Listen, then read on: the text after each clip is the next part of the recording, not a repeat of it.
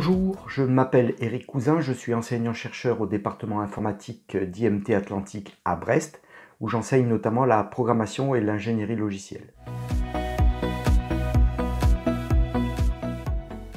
Vous formez des ingénieurs dans des matières scientifiques et vous souhaitez les impliquer, les rendre actifs dans la formation. Vous visez des niveaux d'apprentissage profonds, typiquement du niveau 3, du niveau 4 ou même 5 dans la taxonomie de Bloom. Bien sûr, vous rêvez d'une atmosphère pédagogique stimulante et vous brûlez de constater séance après séance les progrès de vos élèves.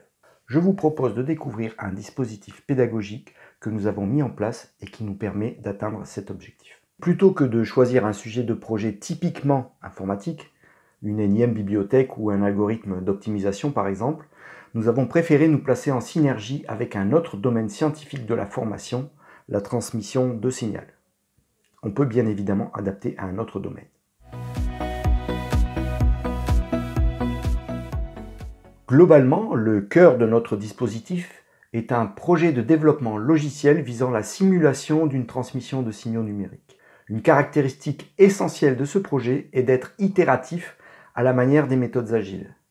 Chaque itération consiste à rendre le simulateur plus proche de la réalité. On va ainsi amener les élèves à découvrir et prendre en compte de plus en plus de phénomènes au fil des itérations. C'est concret, c'est ambitieux mais progressif et c'est ça qui est motivant. Grâce à cette approche répétitive, les élèves vont acquérir en même temps de bonnes pratiques d'ingénierie logicielle presque sans s'en rendre compte. Dans ce dossier, nous avons aussi essayé de mettre en évidence les conditions qui vous permettraient d'adapter le dispositif à votre contexte de formation.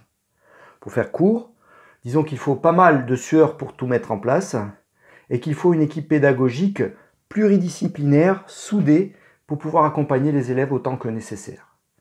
Mais avec des effectifs raisonnables, et dans notre cas les promos font une bonne quarantaine d'élèves, cela s'avère particulièrement efficace. Ça vous tente ?